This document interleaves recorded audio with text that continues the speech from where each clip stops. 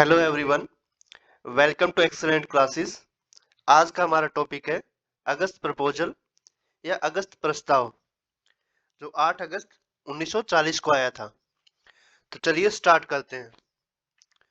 जो अगस्त प्रपोजल था वो 8 अगस्त 1940 को आया था और उस टाइम जो भारत के वायसराय थे लिलिंगथो, उन्होंने अगस्त ऑफर दिया था। उसमें क्या बोला गया था, उसमें कुछ कुछ ऑब्जेक्टिव रखे गए थे। उसमें बोला गया था वायसराय की जो एग्जीक्यूटिव काउंसिल होगी ना, उसमें भारतीयों को मतलब कि बढ़ाया जाएगा, उनकी संख्या बढ़ाई जाएगी।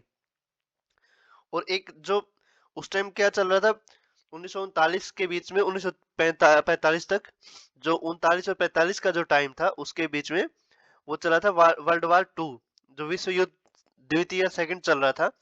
उस टाइम बोला गया था कि लिलिंगथो ने बोला कि जब ये एक वार एडवाइजरी काउंसिल गठित की जाएगी और जब युद्ध खत्म हो जाएगा तो जो भारतीय हैं उनको अपना संविधान निर्माण करने की शर्त रखी थी। लेकिन क्या था, कांग्रेस को ये सारे जो प्रस्ताव रखे ये अस्वीकार थे। अगर इसमें देखें तो पहला क्या है, उन्होंने बोला कि लिलिंगथो ने बोला कि डोमिनियन स्टेटस दिया जाएगा। डोमिनियन स्टेटस का मतलब होता है कि मतलब कि सरकार रहेगी, अंग्रेजों की अंग्रेजी कंट्रोल करेंगे, लेकिन संविधान भारतीयों का बनाया जाएगा और वो उनके अकॉर्डिंग ही काम करेंगे। मतलब कि सोवरेनिटी नहीं रहेगी। सोवरेनिटी का मतलब होता है संप्रभुता, वो नहीं रहेगी उस टाइम। डोमिनियन स्टेटस वो होता है जैसे कॉमनवेल्थ कंट्रीज होती है ना, कॉमनवेल्थ कंट्रीज में तो उनका स्टेटस एज ए मतलब कि इंडिपेंडेंट टाइप नहीं रहता, उसको बोलते हैं डोमिनियन स्टेटस। तो डोमिनेंट स्टेटस का ऑब्जेक्टिव बताया, लेकिन डोमिनेंट स्टेटस तो इंडिया वाले पहले ही त्याग कर चुके थे। इंडिया वाले तो पूर्ण स्वराज की मतलब कंप्लीट इंडिपेंडेंस की मांग कर रहे थे। ये अभी भी डोमिनेंट स्टेटस की बात कर रहे थे। तो पहले तो ऐसे ही खारिज कर दिया जाता है जो डोमिनेंट स्टेटस वाला जो। फिर क्या है, जो वाइसराय की जो एग्जीक्यूटिव काउंसिल है उसमें जो इंडियंस क्या है उनको बढ़ाया जाएगा और उस उन जो इंडियंस को जो उनकी मेजोरिटी होगी उसमें, वो मैक्सिमम जो पॉलिटिकल पार्टीज जो थी उस टाइम में, जैसे इंडियन नेशनल कांग्रेस थी या अपने मुस्लिम लीग थी, जो इन पार्टी थी, इनसे इंडियंस को लिया जाएगा और उनकी वाइसराय की काउंसिल को बढ़ाया जाएगा, उनकी मेजोरिटी को इंडियंस की। सेट थर्ड क्या है, कॉन्स्टिट्यूएंट असेंबली।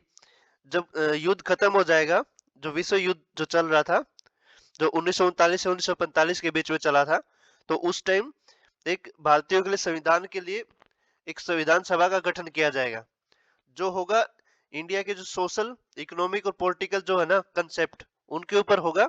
और इंडिया के जो भी मैटर है उनको सोल्व किया जाएगा। और उस संविधान में भारतीयों के लिए डिफेंस, जो हमारे माइनॉरिटी है उनके अधिकारों की बात की जाएगी।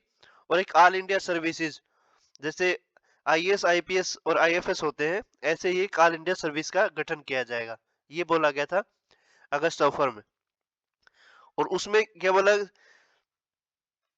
उसमें ये बोला गया जो अगर जो भी संविधान बनेगा फ्यूचर में, उसके ऊपर माइनॉरिटीज की मतलब की सलाह जरूर ली जाएगी, उनकी कंसेंट के बगैर कोई भी संविधान नहीं बनाया जाएगा, ऐसा बोला गया था इन चारों प्रावधानों में अगस्त ऑफर में। लेकिन गवर्नमेंट ने क्या जो गवर्नमेंट का जो इन्होंने जो प्रस्ताव दिया था उसको कांग्रेस ने मतलब कि सिरे से खारिज कर दिया। और उन्होंने कहा कि जब वो कांग्रेस तब तक बात नहीं करेगी जब तक मुस्लिम लीग के लीडर उनके साथ बातचीत नहीं होती, तब तक वो किसी भी ऑफर को एक्सेप्ट करने के लिए तैयार नहीं है।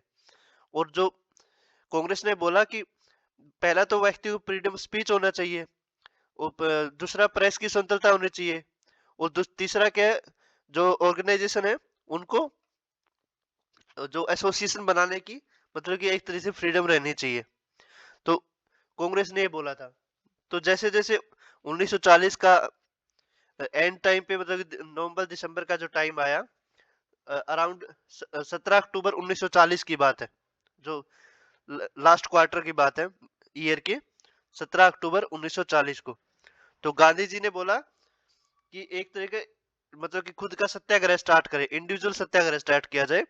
और इसमें क्या है, जो युद्ध के विरोध के भाषण दिए जाते थे। और विनोबा भावे जी जो थे उनको पहले सत्याग्रह बनाया गया था। ये है विनोबा भावे जी, जो इस पिक्चर में आपको दिखाई दे रहे हैं, ये है विनोबा भावे जी। ये है लिलिंगथो, ये गांधी जी हैं। तो विनोबा भावे जी को पहला सत्याग्रही बनाया गया था। और दूसरे सत्याग्रही थे जवाहरलाल नेहरू जी। उस टाइम एक दिल्ली चलो अभियान बोला गया था, उस अभियान को। इसके अगर एम्स देखेंगे, इसके एम्स एंड ऑब्जेक्टिव क्या थे। पहला क्या है, उन्होंने बोला कि जो नेशनलिस्ट जो लोग हैं अपना पेशेंस रखे हुए हैं, ये इसका मतलब ये नहीं कि इंडिया वाले वीक है, क्योंकि इंडिया वाले भी कमजोर नहीं है इस चीज में, वो भी मतलब कि मूवमेंट स्टार्ट कर सकते हैं। दूसरा क्या है, जो उन्होंने इंडिया के साथ में एक डबल स्टैंडर्ड टाइप बात जो करते थे, डबल मीनिंग टाइप जो बात करते थे। इसमें एक तरफ इंडिया को बोलते थे, जिसको एक तरफ बोलेंगे कैरेट एंड स्टिक पॉलिसी, एक तरफ कैरेट रखते थे, मतलब कि एक तरफ आराम से समझाते थे, फिर उसको स्टिक के साथ। जो कैरेट एंड स्टिक जो पॉलिसी थी, वो एक तरीके से डबल ऑटोक्रेसी थी। और या डबल सरकार बोलते हैं जिसको, वो उसमें इंडिया वालों ने बोला कि जो नाजीज्म, जो हिटलर ने जो काम किया, वो और उसमें जो सरकार जो काम कर रही है उसमें कोई फर्क नहीं है। इंडिया वालों ने ये समझाया उनको। और उन्होंने कहा कि गवर्नमेंट वाले जब तक पीसफुली कांग्रेस की डिमांड्स को एक्सेप्ट नहीं करेंगे, तब तक वो शांत नहीं बैठने वाले, ऐसे कांग्रेस ने बोला इन तीनों में। और उसके बाद जो इंडिविजुअल सत्याग्रह था, वो क्या है, शहरों के साथ साथ जो हर गांव तक पहुंचा, गांव गांव तक। और गांव के से लोग दिल्ली की तरफ उन्होंने मूवमेंट की, दिल्ली तरफ चले, जिसको दिल्ली चलो मूवमेंट भी बोला, दिल्ली चलो आंदोलन बोला गया। और विनोबा भावे पहले सत्याग्रही बने और नेहरू जी सेकंड सत्याग्रही बने। मई 1941 तक ये स्टार्ट किया गया था, अक्टूबर 1940 में। और मई 1941 तक लगभग 25,000 लोग उसमें मतलब कि कन्विक्टेड हो गए थे, क्योंकि उन्होंने सबने अपना अपना इंडिविजुअल का सविनय आंदोलन किया था इसमें। अगला लास्ट जो टॉपिक है वो है पाकिस्तान का प्रस्ताव, रेजोल्यूशन ऑफ पाकिस्तान।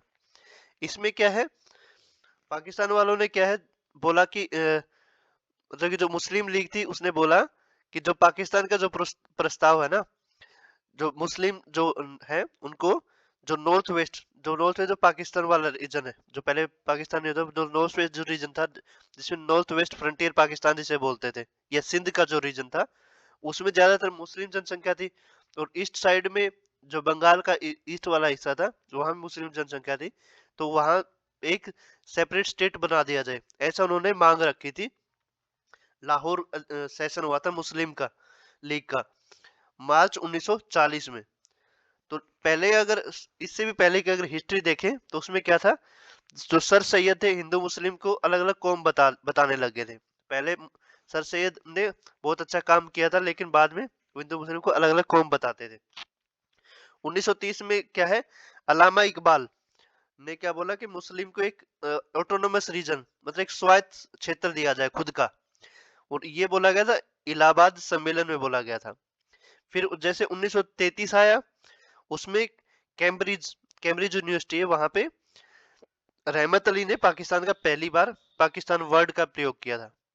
और 23 मार्च जो ये है ना, मार्च 1940, तो 23 मार्च 1940 को लाहौर में मुस्लिम लीग द्वारा यह प्रस्ताव लाया गया।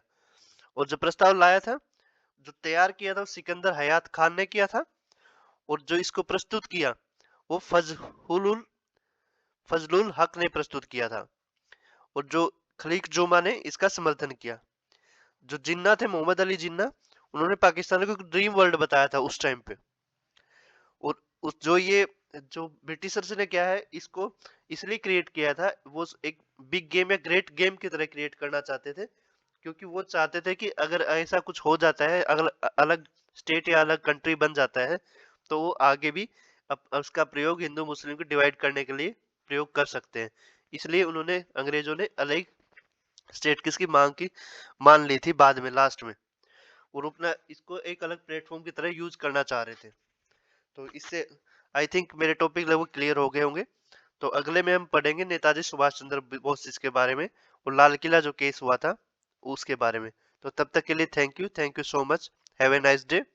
और इस क्यूआर कोड को गूगल लेंस में स्कैन करें और सब्सक्राइब करें, ज्यादा से ज्यादा लाइक करें, कमेंट करें, शेयर करें और सब्सक्राइब करें। Thank you so much. Have a nice day.